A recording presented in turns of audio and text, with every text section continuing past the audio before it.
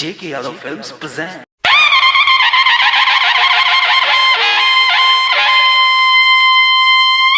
बोला बोला देवघर वाले बाबा की।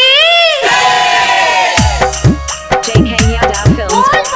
Music by DJ Vikas Sitamarhi, singing by Rishika Raj Sonu Bhojpuriya.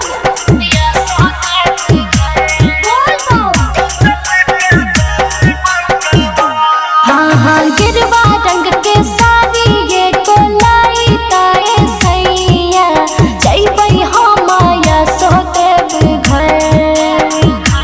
हाँ हाँ गिरवा रंग के साड़ी ये कोलाई ताए सैया, जय बई हम माया सोते घर। हरे बड़े दूर छंगे भोले बाबा के नहदारिया, कैसे लेके जाई बौकावान।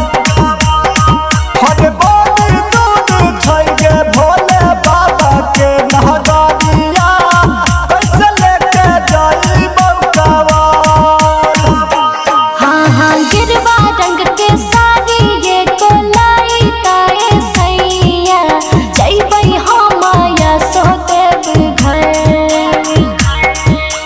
गिरवा रंग के साड़ी ये कोलाई ताए सैया, जय बई हम माया सोते घर।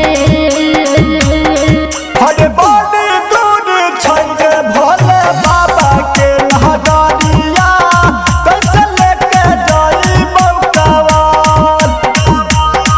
हरे बड़े दूर छंगे भोले बाबा के नहदारिया, कैसे लेके जाई बौकावान। मिक्स बाय उपेंद्र उजाला। J.K. Yadav Films.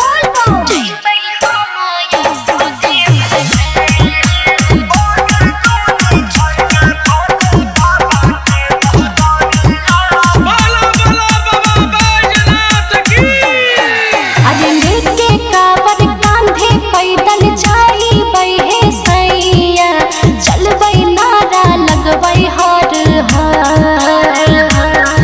अरे लेके कावर कांधे पैदल जाई बहे सैया, चलबै नारा लगबै हर हर।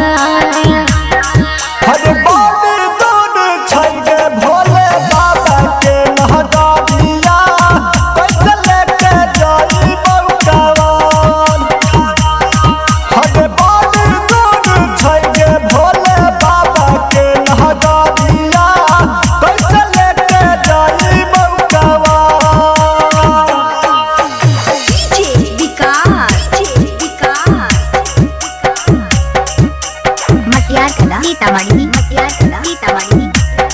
J.K. Yadav Films.